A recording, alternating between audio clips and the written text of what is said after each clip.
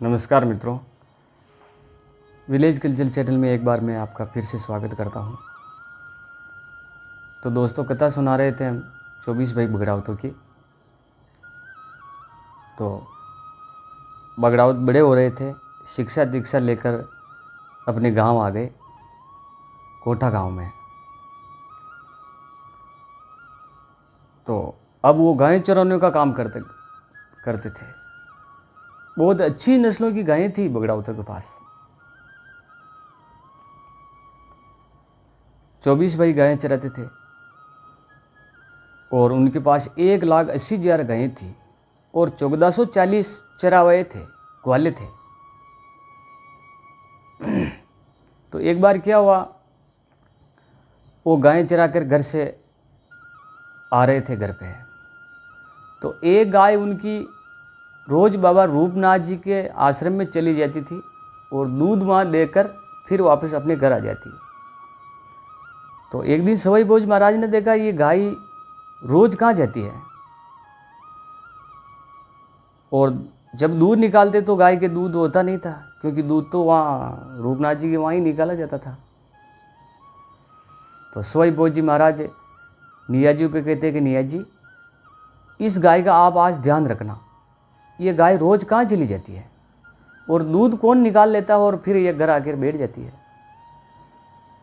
तो निया जी ने ध्यान रखा तो वो गाय बाबा रूपनाथ जी के आश्रम में चली गई और दूध निकाल लिया। तो निया जी ने बोला, बाबा जी, ये गाय का आपको दिहाड़ी देनी पड़ेगी, क्योंकि चारा हम डालते चराते हैं और दूध आप निकाल लेते हैं। तो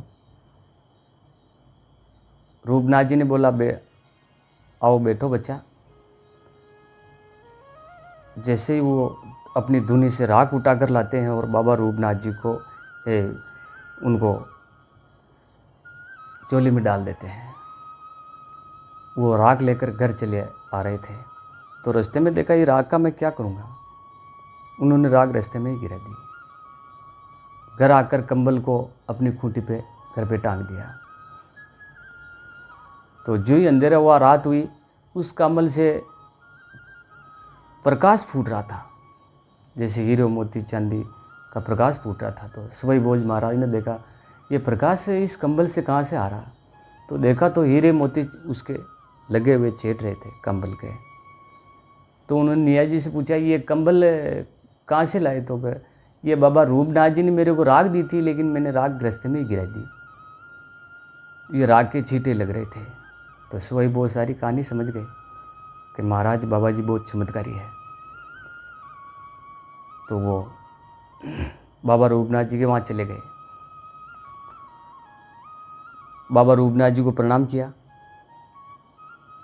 और बैठ गए। तो बाबा रूपनाथ जी सोच के लिए निवस्त्र होने के लिए बाहर गए। इतने में सवाई भोज महाराज ने देखा कि कुटिया के अंदर क्या है, मैं झांक कर देखूं, इस कुटिया में ऐसा क्या है।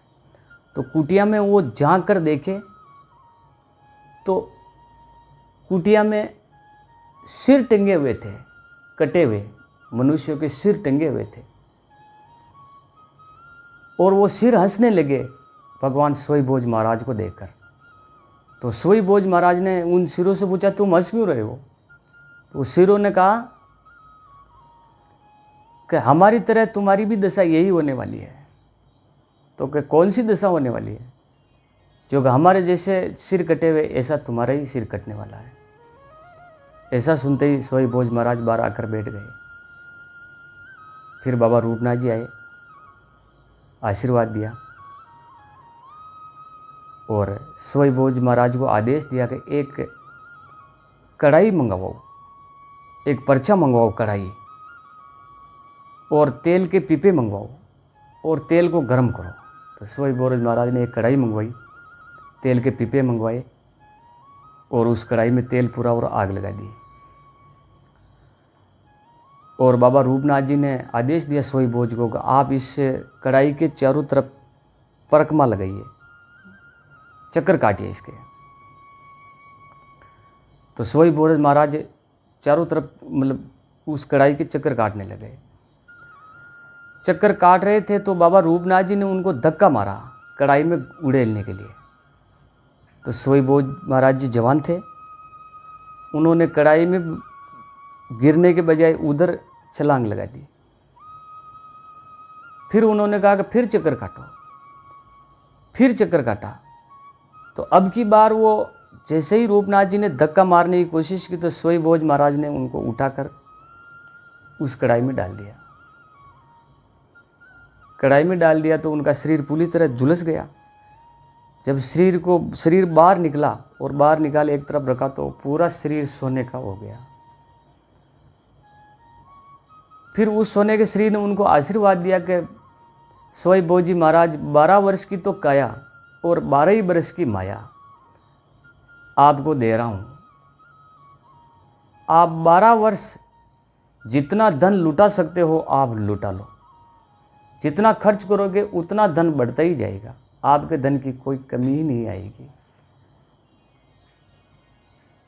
फिर वो उस मूर्ति को और जो भी चीज़ें वहाँ मिली सारा चीज़ को वो घर लेकर आए, वो 24 भाइयों को दिखाई कि हमारे पास इतना धन आ गया।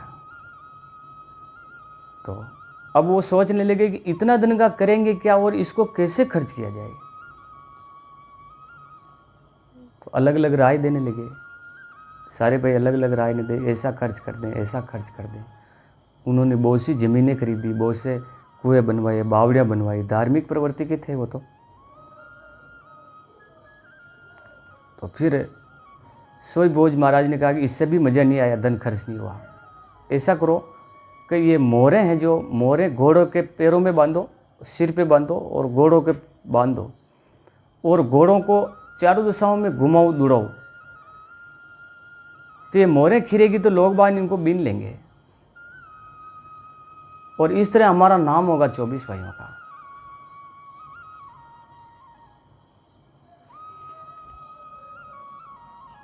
वो इस तरह वो खर्च करते रहे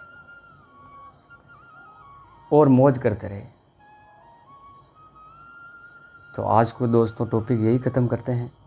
आप कमेंट करिए, इसमें मेरी तरफ से कोई त्रुटि रह गई है तो आप कमेंट में उस बात को लिखिए, आगे हम कथा का सुधार करेंगे। कथा बहुत लंबी होने वाली है दोस्तों। जय हिंद।